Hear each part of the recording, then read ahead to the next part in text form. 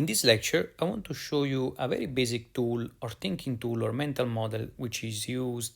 in the business world, in the digital business world, which is the funnel. Now, everyone might know what a funnel is, and just to give a quick definition, a funnel is really a set of steps in which we imagine our customer, potential customers, to go through before, of course, that person becomes a customer and then a referrer for our business. So it triggers things like word of mouth for our business. Now, I want to highlight that a thinking tool and a mental model like the funnel, it doesn't exist in the real world because it's a linear model. It's a model where we assume that people get to know us in a linear fashion and they go through a set of steps which are defined. In reality, this almost never happens. And the reason why we want to use this mental model is not because it represents reality,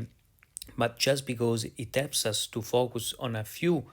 key steps when it comes to implementing our strategy. In other words, it helps us to execute. So the reason why we want to know in which or at which stage of the funnel one of the potential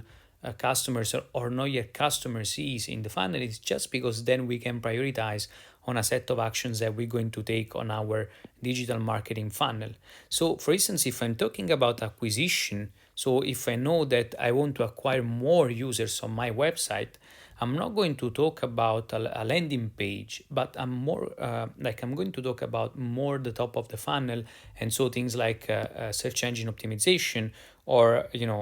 paid advertising or other things that I can do to bring as many people here. So I'm going to focus on a set of activities that will help me out in growing and executing an effective digital marketing strategy. And the same applies to all the other places of the funnel. For instance, if I know that I'm looking at this place here, which is about retention, I know that in order for me to really retain a customer, I will need to focus on other aspects like, for instance, product features, email, alerts, all things that will help my customer understand better perhaps my product if there is a subscription and help them really be longer using my product because I can retain the customer. So once again, in this lecture, we saw how a funnel works, but really I want to stress out that this is not a mental model that exists in the real world as any mental model, but it is just a way for us to focus on specific aspects of our business so that we can prioritize on those aspects to grow and execute better so that we don't get stuck in growing our business strategy without executing it.